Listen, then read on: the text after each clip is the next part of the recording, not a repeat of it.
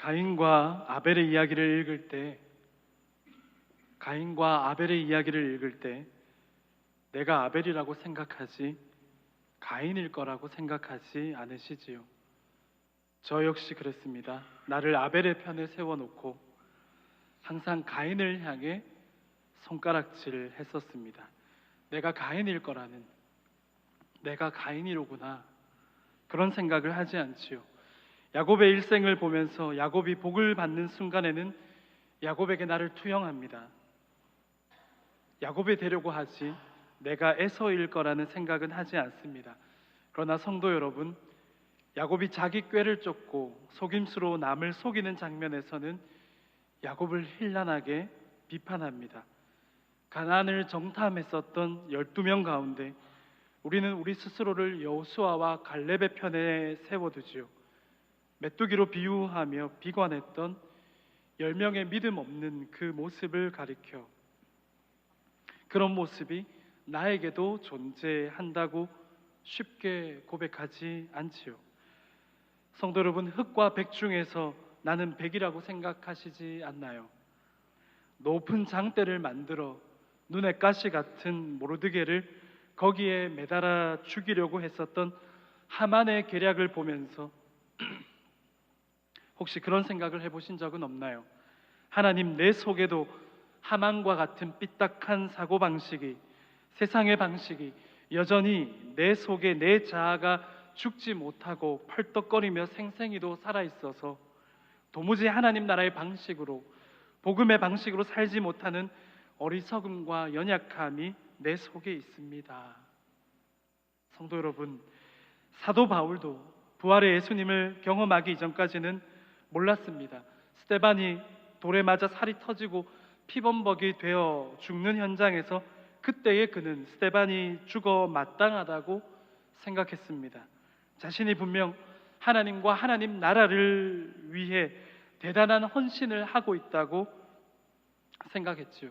십자가에서 죽은 신성 모독자, 십자가에서 죽은 신성 모독자를 추종하는 나사렛 잔당을 토벌하는 그 일이 하나님을 위하는 일이라고 생각했습니다. 그것을 의로운 일이라고, 하나님 나라를 위한 사역이라고 여겼던 겁니다. 자신을 옳게 여겼습니다. 스스로 하나님의 편이라고 굳게 믿었습니다. 성도 여러분, 예수님을 죽음으로 내몰았던 당시의 종교 지도자들, 종교 기득권자들, 그들은 또 어떻습니까? 하나님을 그들의 명분으로 내세웠었습니다. 나사렛 예수가 유대 사회의 이슈의 한복판에 서 있는 그 모습이, 스포트라이트를, 화려한 조명이 그 예수에게 다 쏟아지는 것만 같은 그 꼴이 못마땅했습니다. 그를 죽일 명분으로 그들은 하나님의 이름을 내세웠습니다. 하나님을 욕되게 하는 나사렛 예수라는 선전으로 사람들을 선동하려고 했었지요. 신성 모독자요 미치광이요 율법 파괴자인 저 예수를 죽여야 한다며 선동했었던 그들은 예수님을 십자가로 몰아세우면서 자신들을 의로운 자리 위로 축혀 세웠습니다. 복음은 화해와 포용과 연합으로 나아갑니다. 그러나 율법주의는 차별과 독선으로부터 출발합니다. 오늘 저는 상대적인 선, 다시 말해 상대적으로 나는 다른 이들보다 선하다고 말하는 위선에 빠져서 차별에 찌들어 있었던 예수님 시대 당시에 병들어 있었던 사회, 그리고 그 병들어 있는 사회에 함께 휩쓸려 버렸던 어리석음들에 대해서 말씀을 나눠보려고 합니다. 예수님 주변에 사람들이 많이 모여 있었습니다.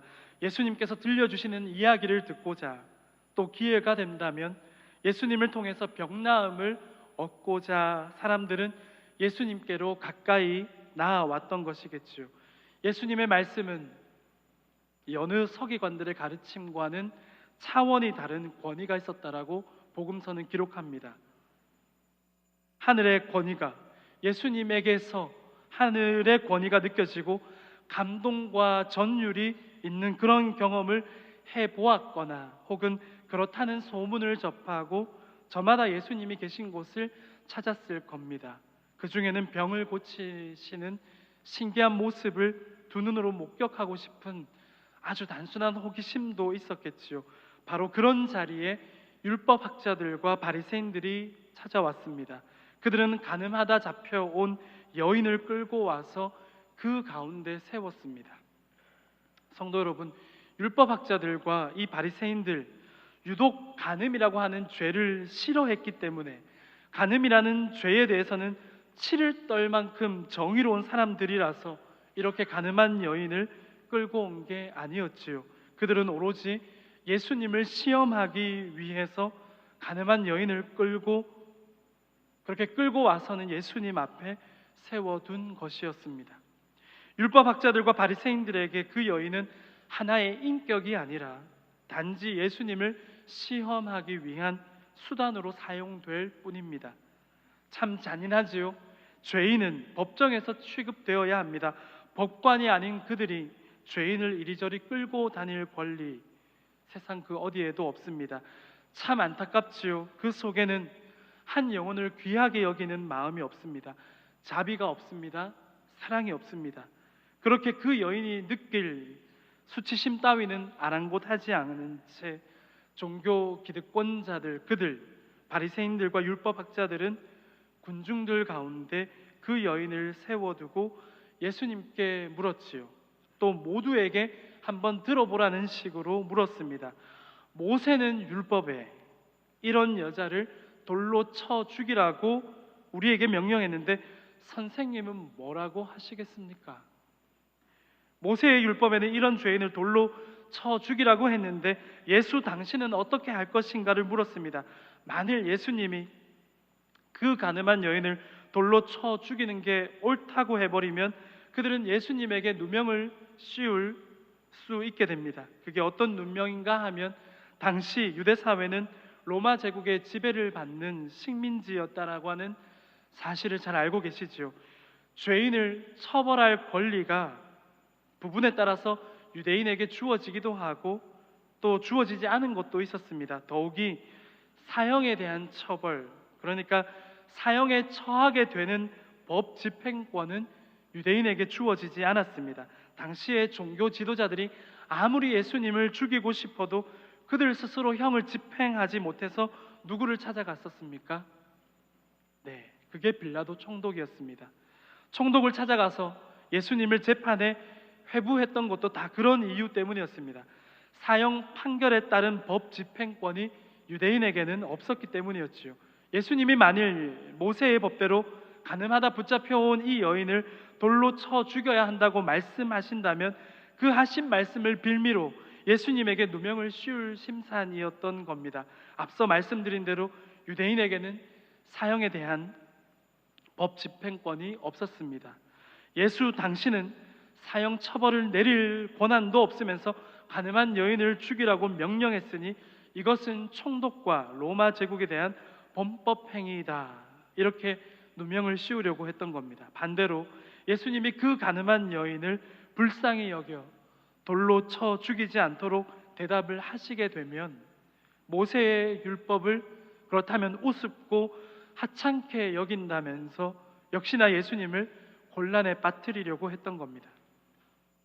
독선으로 가득 차 있는 그들은 아마도 스스로를 지혜롭다고 생각했겠지요. 군중들 앞에서 시원하고 통쾌한 승리를 거머쥘 생각이었을 겁니다. 예수가 할 수 있는 대답은 맞다 혹은 아니다, 둘 중 하나밖에 없다. 어떤 대답을 해도 그는 불리할 수밖에 없다. 그들은 예수님께서 보기 1번 로마 정권을 거스르거나 보기 2번 모세의 율법을 거스르거나 둘 중 하나에는 분명히 걸려들고 말 것이라는 그 계산을 끝내놓고 간음한 여인을 붙잡아 예수님께로 온 것이었습니다. 당시의 종교 지도자들은 늘 그런 식이었습니다. 일제시대 때 매국노가 있었던 것처럼 당시 유대 사회 안에도 매국노가 있었습니다. 로마 정권을 찬양했던 헤롯 당원들이었습니다. 그 헤롯 당원들을 대동해서 바리새인들이 예수님께 세금을 바치는 문제로 시험하려고 했을 때도 마찬가지였죠. 세금을 바치지 않으면 로마 정권을 거스르는 것이라고, 세금을 바치게 되면 유대인으로서 어찌 하나님의 통치를 거스르느냐고 트집을 잡을 심산이었습니다. 7절 말씀에는 그들이 묻기를 맞이 아니하는지라 이렇게 기록되어 있습니다. 묻기를 맞이 아니한다는 표현이 제게는 조금 생소해서 세번역 성경으로 살펴보니 계속해서 다그쳐 물었다라고 기록되어 있었습니다. 대답을 재촉했다는 겁니다. 무슨 뜻이겠습니까? 예수님에게 공격적으로 쉴 틈도 없이 그렇게 계속 쏘아 붙였다는 것이요. 무슨 뜻입니까? 예수님을 곤란하게 만들려고, 예수님이 실수하도록 만들려고 다그쳐서 계속 물으려고 애썼다는 겁니다. 저랑 같은 집에 사는 5살짜리가 자신이 누군가로부터 부당한 경우를 당했다고 느낄 때 이 5살짜리는 그 대상을 향해서 미간을 잔뜩 찌푸리고, 제가 가르치진 않았습니다. 스스로 학습하고 자기에게 부당하게 했다고 생각하는 대상을 향해서 잔뜩 미간을 찌푸리고 나쁘네 라고 연거푸 말하는데요, 저한테도 나쁜 애라고 한 적이 있습니다. 성도 여러분, 어떻습니까? 참 나쁜 애들이지요. 못났습니다. 하나님 안에서 자신을 성찰하는 게 아니라 그들에게 하나님은, 종교라고 하는 것은 그들이 휘두르는 힘이 되어버리고 말았습니다. 기득권이 되어버렸습니다. 그런 나쁜 짓이나 하라고, 못나게 살라고 앉혀준 자리가 아닌데 말이죠. 5살짜리도 압니다. 뭐가 나쁜 건지. 예수님을 트집 잡으려고 그들은 힘없는 여인 하나를 많은 군중 앞에 세웠습니다. 성도 여러분, 오늘 본문을 통해 보게 되는 상황이 비단 그날 한 번뿐이었을까요? 하나님 앞에서 자기 자신을 돌아보는 것이 아니라 오직 다른 사람을 처벌할 목적으로 하나님의 법을 들먹이는 일들이 얼마나 잦았을까요? 성도 여러분, 가늠하다 잡혀온 여인을 세워두고 저마다 손에 돌멩이를 집어들고는 그렇게 생각했겠지요. 가늠하다 잡혀온 저 여자를 돌로 벌할 수 있는 나는, 돌로 저 죄인을 벌할 수 있는 나는 가늠한 저 여자보다 나는 얼마나 훌륭하고 깨끗한가라는 생각에 집중하고 있었겠지요. 성도 여러분, 그저 생각 없이 살게 되면 오히려 하나님의 이름을 들먹이며 자신들이 원하는 대로 상황을 끌고 가는 나쁜 그룹, 못난 인생들을 가려내지 못하고 정작 하나님이 말씀하신 사랑과 용서는 놓쳐버리고 그저 분위기에 휩쓸려 버리고 돌멩이를 손에 집어드는 죄에 휩쓸리고 맙니다. 하나님 없이 하나님을 잘도 들먹이는 나쁜 이들이 떠벌리는 그 말들이 맞는 줄 알고 거기에 휘감겨 버릴 수 있습니다. 그날 예수님 주변에 모여 있었던 군중들은 순식간에 그들 종교 기득권자들의 선동에 말려들었습니다. 군중 심리라고 하지요. 율법학자들이었습니다. 바리새파 사람들이었습니다. 유대 사회에서 그들은 높은 자리에 위치했었습니다. 우세해 보였고 상대적으로 더 크고 많게 보이는 규모의 너도 나도 방향 감각을 상실해 버리고 말았습니다. 그게 바로 군중 심리이지요. 성도 여러분, 세상이 거꾸로 돌아가는 것만 같을 때 그런 세상을 보면서 그냥 우리가 가만히 있을 수가 없어서 정의를 외치게 됩니다. 정의는 얼마나 매력적입니까? 정의라는 단어 앞에서, 정의라는 가치 앞에서 우리는 가슴이 뛰지요. 그런데 정의를 외친다고 해서 내가 정의로운가? 정의를 외치고 있지만 내 삶이 내가 외치고 있는 그 정의의 수준을 살아내고 있는가 하는 것은 다르지요. 정의를 주장하지만 그 정의를 주장하는 방식이 도리어 정의롭지 못하다면, 오히려 불의한 방식으로 정의를 주장한다면 그것은 모순이지요. 우리는 교회입니다. 복음을 외치면서도 그 복음을 외치고 주장하는 방식이 혹여 복음과는 전혀 동떨어지며 복음에 반하는 것이라면 어떨까요? 모순이요? 더 나아가 위선이요? 독선이요. 교회가 만일 계속 그런 방식을 반복음적이고 비기독교적인 방식임에도 불구하고 도무지 그 방식을 포기하지 않는다면 교회는 세상으로부터 더욱더 고립되고 말 것입니다.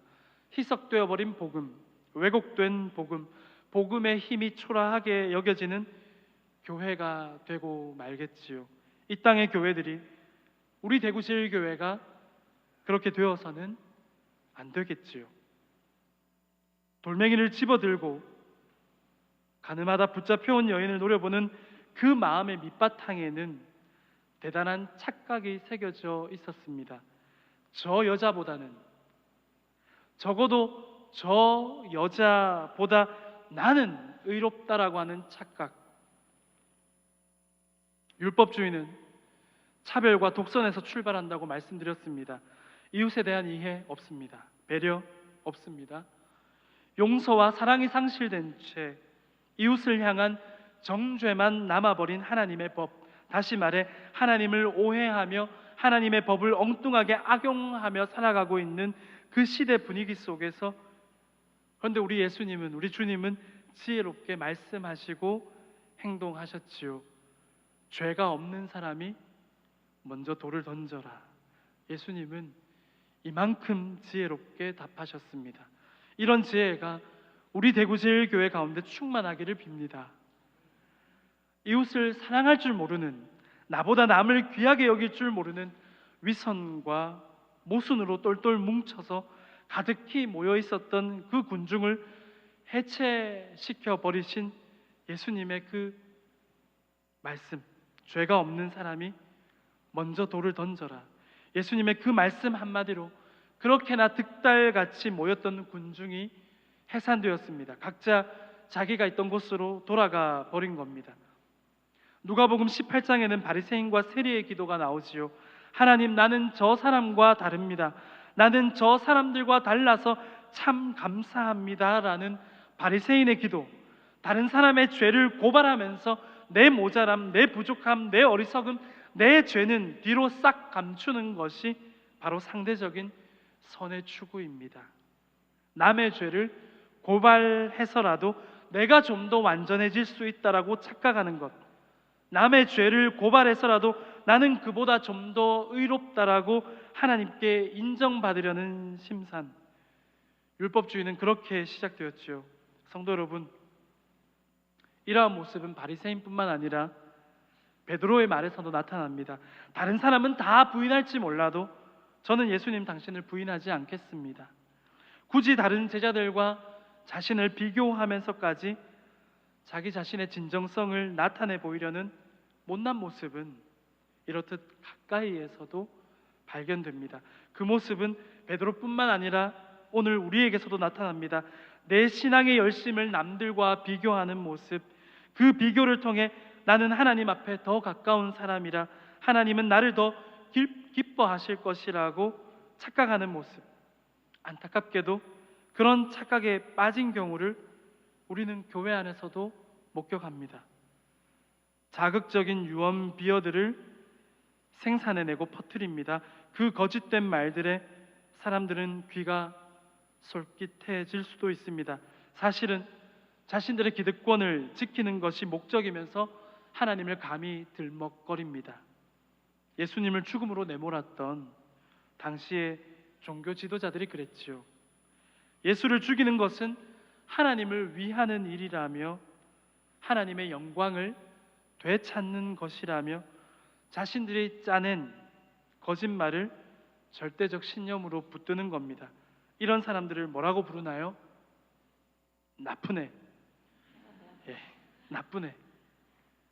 인간은 완전하신 하나님 앞에서 율법의 삶을 통해 완전해지고자 노력했지만 그것이 뜻처럼 되지 않자 그 대안으로 내세운다는 방식이,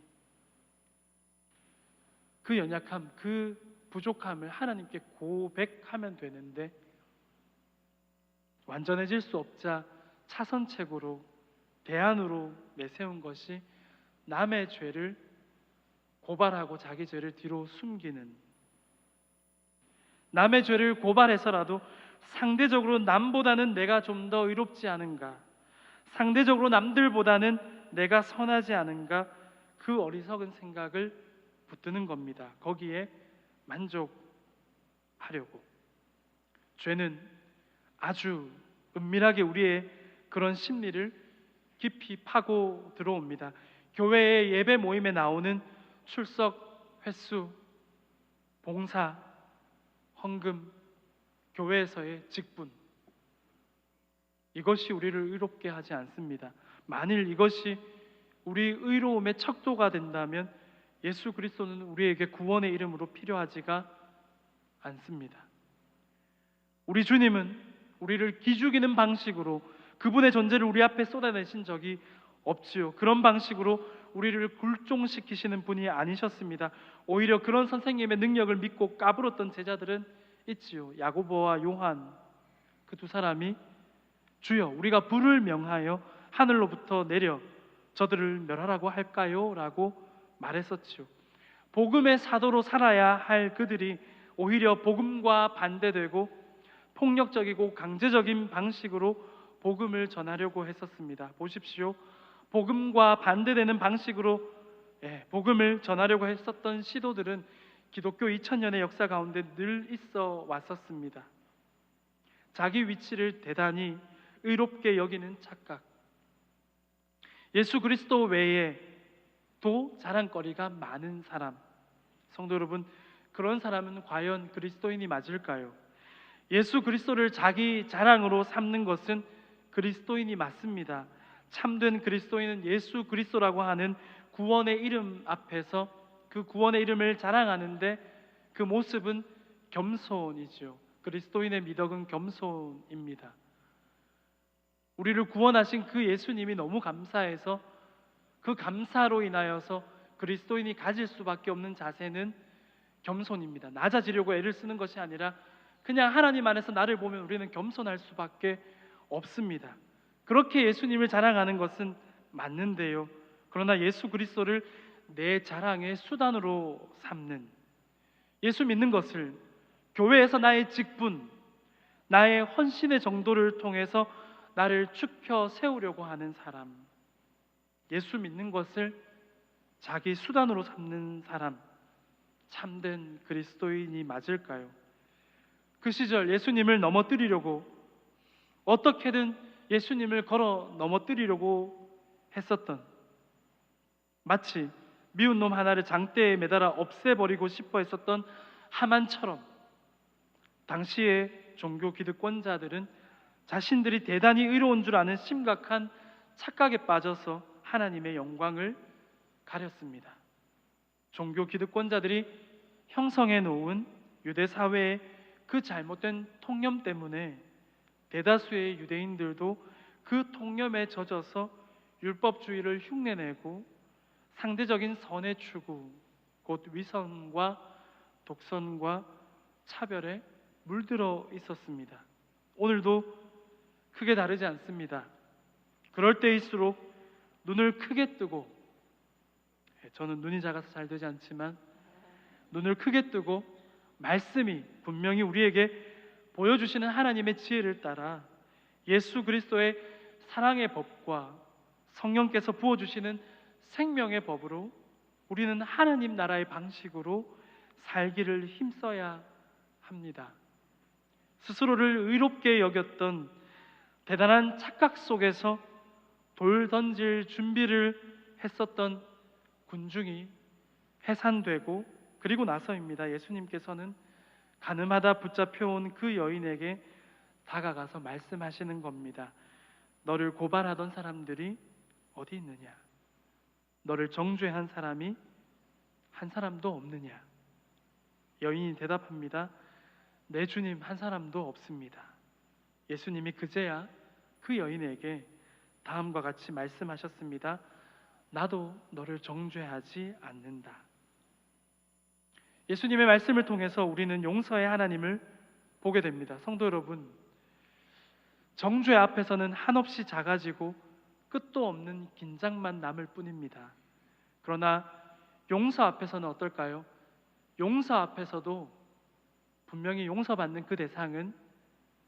똑같이 작아질 수 있으나 우리는 누군가로부터의 용서 앞에서 그게 고마워서 작아집니다. 정죄 앞에서도 작아지고요. 그와 반대인 용서 앞에서도 우리는 작아집니다. 그러나 정죄는 그에게 긴장만 남기지만 용서는 용서받는 자에게 감사가 남게 하지요. 예수님은 그 여인을 용서하심으로 하나님에 대한 감사를 경험하는 자리로 그 여인이 나아오도록 하십니다. 예수님은 덧붙여 말씀하셨습니다. 가서 이제부터 다시는 죄를 짓지 말아라.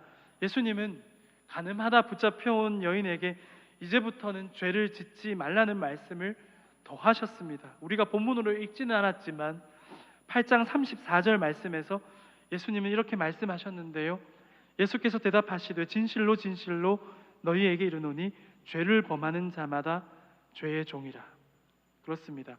죄를 짓지 말라는 말씀은 죄악에 내 몸과 내 삶을 내어주지 말라는 뜻입니다.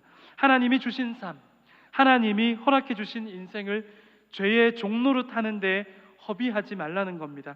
하나님이 각자 저마다의 삶을 우리에게 허락해 주실 때 하나님이 기대하시고 응원하시는 우리 삶의 모습은 죄악에 사로잡혀서 죄의 종으로 사는 게 아니지요.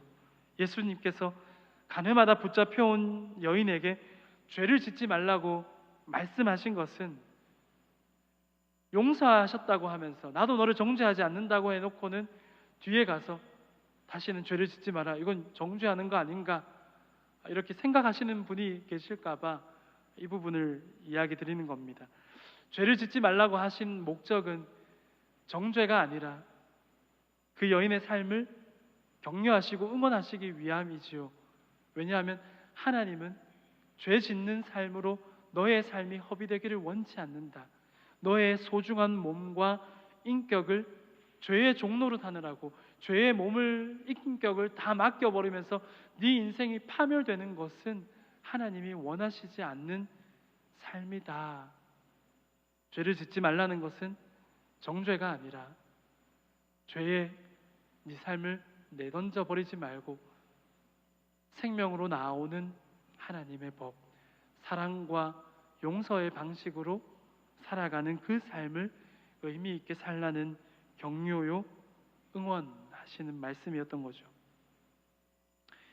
싫은 사람에게는 잔소리도 또 충고나 조언도 없습니다. 아끼고 사랑하기 때문에 그런 것도 존재하겠지요. 하물며 예수님은 어떨까요?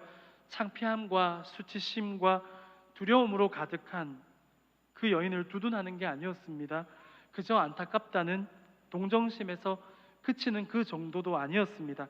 당장에 모두에게 둘러싸인 그 폭력으로부터 그 여인을 지켜주시고, 그리고 나서는 여인 자신을 위해서도 그렇고 하나님께서도 응원하시는 마음이 그러하니 소중한 육체와 정신을 죄의 지배 아래에 방치하지 말라고 말씀해 주시는 겁니다. 이제 말씀을 맺겠습니다. 최근에 잘 모르시겠지만 저는 이번 주에 오늘까지 접한 장례 소식만 4번째입니다. 저희 교구에서만요. 장례 조문을 갔다가 돌아오고 하면서 함께 장례를 다니시는 이제 권사님들, 집사님들하고 잠깐 차 한잔 나눌 수 있는 그런 자리에서 이런저런 이야기를 하면서 제 옛날에 아팠던 얘기를 살짝, 직접적이고 다 드러내진 않았고요, 살짝 담임 목사님에 비하면 저의 목회 기간은 너무도 짧을 수 있는데요, 저는 그 짧은 기간 속에서도 이렇게 하는 게 과연 맞을까? 이게 목회라면 나는 다시 좀 더 고민해 봐야겠다, 이런 순간들이 그만 멈추고 다른 일을 해야 되나? 라는 생각을 해본 적이 있습니다. 상처가 너무 많이 새겨져서 이게 많이 아픈 데가 또 아프고 가슴이 또 아프고 해서 굳은 살이 이제 생겨서 이젠 좀 괜찮다 싶은데도 더 센 그런 일들을 목회자로 교회를 섬기며 살아오면서 겪는 순간들이 있습니다. 그러면서 이 본문을 저는 이렇게 묵상했던 거죠. 이 여인이 참 힘들었겠다가 아니라 이 여인이 겪고 있는 두려움과 수치심과 이런 것 말고 왜 이렇게들 다들 자기는 마치 의롭다라고 하는 착각에 빠져서 죄인을 몰아세우는 것일까? 하나님을 믿는 유대 사회 안에서 하나님 사랑하라고 말씀해 주신 가장 기본이 되고 근간이 되는 그 계명을 뒤로 한 채 율법을 하나님과 나와의 관계가 아니라 율법을 남에게 겨누어서 그를 고발하고 고발함으로 상대적으로 나는 더 의롭다라고 하는 독선에 빠지는 모습이 어쩌면 어떻게 교회 안에서 이렇게 더 많이 있을 수 있을까라는 생각을 사역해오면서 또 그런 모습이 저에게도 아까 처음 설교를 시작할 때 말씀드리지 않았습니까?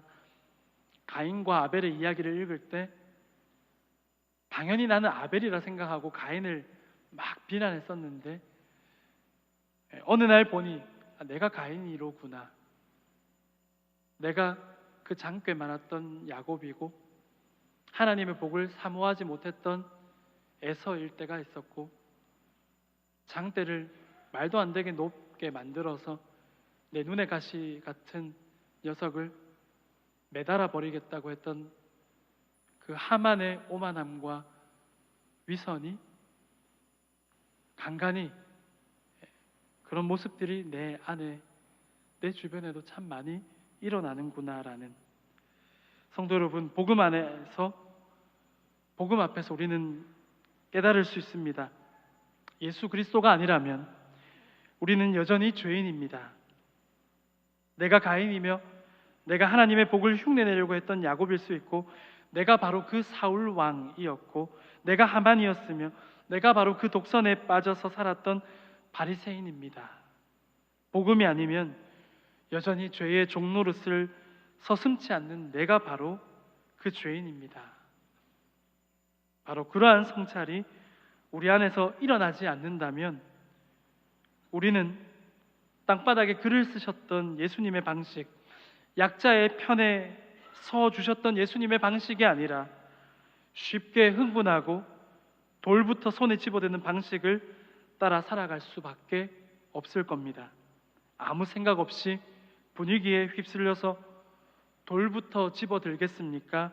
아니면 하나님 안에서 우리 자신을 돌아보며 뜨거운 가슴과 사랑의 손길을 내미시겠습니까? 기도하겠습니다. 하나님 아버지, 우리에게 값없이 놀라운 하나님의 은혜, 그 복음을 우리에게 값없이 주셨습니다. 값없이 주신 복음인데 값없이 주어진 복음을 혹 우리는 값싸게 우리의 수단으로 나와 하나님과의 관계 안으로 들어가게 하는 복음이 아니라 그 복음은 나에게만 기쁜 소식이요 남에게는 한없는 정죄로 악용되는 잘못된 모순된 신앙을 여전히도 포기하지 못하는 그런 우리는 아닌지요. 사랑하기 위해서 복음을 집어드는 것이 아니라 남을 정죄하려고 돌멩이처럼 복음을 집어드는 그런 우리의 신앙이 되지 않도록 오늘도 주시는 말씀 안에서 돌아서고 하나님 나라를 바라고 땅에 글을 쓰시는 예수님의 방식, 약자의 편에 기꺼이 서주시는 예수님의 그 방식을 따를 수 있는 우리의 삶이 될 수 있도록, 우리 대구교회가 될 수 있도록 인도하여 주시옵소서. 감사드리며 예수님의 이름으로 기도드립니다. 아멘.